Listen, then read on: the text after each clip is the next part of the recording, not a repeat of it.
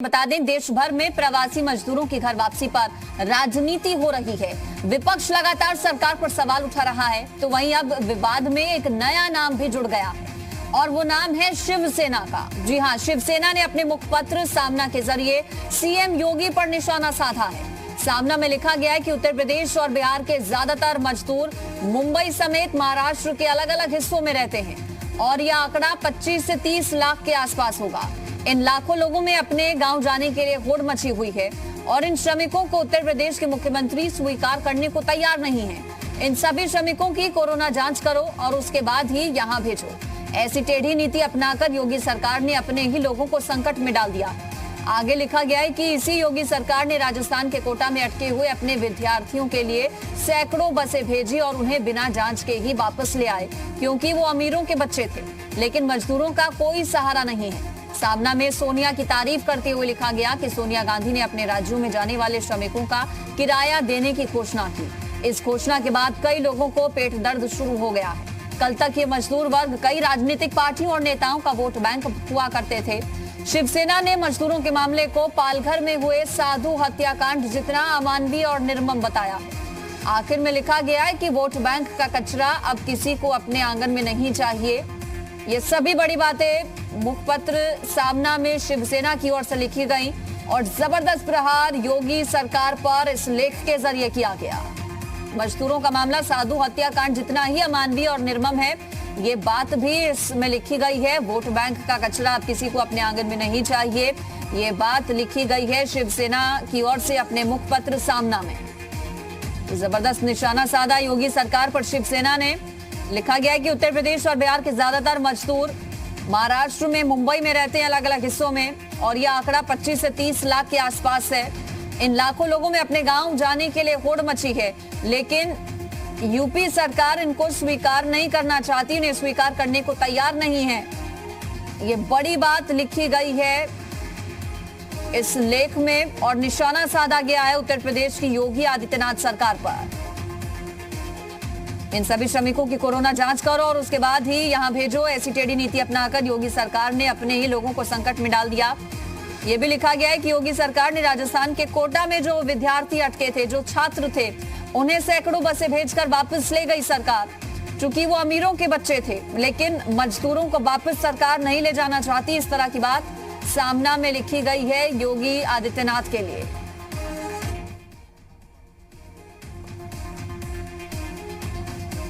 एहसान Abbas phone line पर जुड़ गए हैं हमारे संवाददाता। एहसान, क्या लिखा गया है, क्या सब बातें और लिखी गई हैं योगी आदित्यनाथ के खिलाफ, यूपी सरकार के खिलाफ इस लेख में? देखिए, शिवसेना इन दिनों बहुत तीखे हमले कर रही है। शिवसेना की दलील ये है कि महाराष्ट्र में प्रवासी मजदूर जो उत्तर प्रदेश, बिहार और दूसरे राज्यों के फंसे हुए हैं, उन्हें महाराष्ट्र सरकार उनके घर तक भेजना चाहती है। लेकिन कुछ राज्य सरकारें हैं जो टाल मटोल कर रही हैं और सीधा सीधा निशाना शिवसेना के मुखपत्र सामना ने उत्तर प्रदेश के मुख्यमंत्री योगी आदित्यनाथ जी पर किया है और कहा है कि सरकार उत्तर प्रदेश की कहीं कहीं टाल मटोल कर रही है और वो महज वोट बैंक जब होता है तब बातें करते हैं प्रवासी मजदूरों की, और अब जब बातें हैं प्रवासी मजदूरों को गृह नगरों को पहुंचाने के लिए तब आनाकानी कर रही है उत्तर प्रदेश सरकार। इस तरह का तीखा हमला शिवसेना मुखपत्र सामना ने उत्तर प्रदेश के मुख्यमंत्री पर किया है। हालांकि उत्तर प्रदेश के मुख्यमंत्री बार बार ये दलील दे चुके हैं कि उनकी सरकार लगातार प्रयासरत है। जो प्रवासी मजदूर उत्तर प्रदेश के दूसरे राज्यों में फंसे उन्हें लाने की कोशिश सरकार की तरफ से जारी है। इसके बावजूद शिवसेना ने वक्त निकाल के इस तरह का एक तीखा हमला उत्तर प्रदेश के मुख्यमंत्री पर सीधा किया है।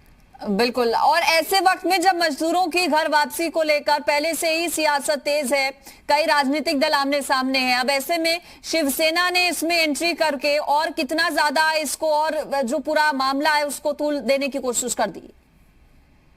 देखिए, महाराष्ट्र में तकरीबन 25 लाख से ज्यादा जो प्रवासी मजदूर हैं मुंबई समेत महाराष्ट्र के अन्य राज्यों में लॉकडाउन में फंसे हुए हैं, जिसमें उत्तर प्रदेश के लोगों की संख्या बेहद ज्यादा है। महाराष्ट्र सरकार कह रही है कि उनके लिए हम इंतजाम कर रहे हैं, लेकिन चूंकि जो रेल का टिकट है वो जो है बहुत ज्यादा है, ऐसे में ये मजदूर आर्थिक परिस्थितियों से गुजर रहे हैं। ऐसे में उनका रेल का किराया केंद्र सरकार रेल मंत्रालय माफ कर दिए। इस बीच कांग्रेस पार्टी बीच में कूदी और महाराष्ट्र कांग्रेस ने ऐलान कर दिया कि जितने भी प्रवासी मजदूर हैं उत्तर भारत के महाराष्ट्र में फंसे हुए, उन्हें उनके घरों तक पहुंचाने के लिए कांग्रेस प्रयासरत है और पूरी तरह से उनके रेल के टिकटों के पैसे दे। लेकिन योगी सरकार की ओर से भी एहसान वापस लाने का काम जो प्रवासी मजदूर हैं उनको किया जा रहा है। महाराष्ट्र से भी ट्रेन आ चुकी है मजदूरों की उत्तर प्रदेश में, और सीएम योगी लगातार ये बात बार बार कह रहे हैं कि सभी अलग अलग अन्य राज्यों में जो लोग फंसे हुए उन्हें वापस सभी को लाया जाएगा। तो फिर आखिर इस तरह का हमला आखिर क्यों?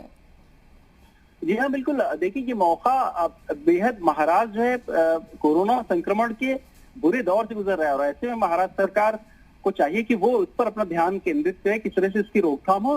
लेकिन उसने वक्त निकाला है उत्तर प्रदेश सरकार पर सियासी हमला बोलने का। तो साथ है कहीं ना कहीं से एक ध्यान बटाने की कोशिश जो शिवसेना की शायद ये देखी जा रही है। राजनीतिक पंडित ये मानते हैं, लेकिन बहरहाल उत्तर प्रदेश के मुख्यमंत्री पर तीखा हमला शिवसेना के मुखपत्र सामने ने आज बोला है।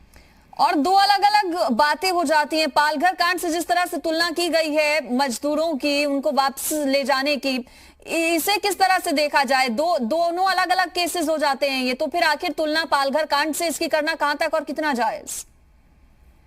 जी बिल्कुल। देखिए, शिवसेना मुखपत्र सामना वैसे भी इस तरह की तल्ख टिप्पणियों के लिए जाना जाता रहा है।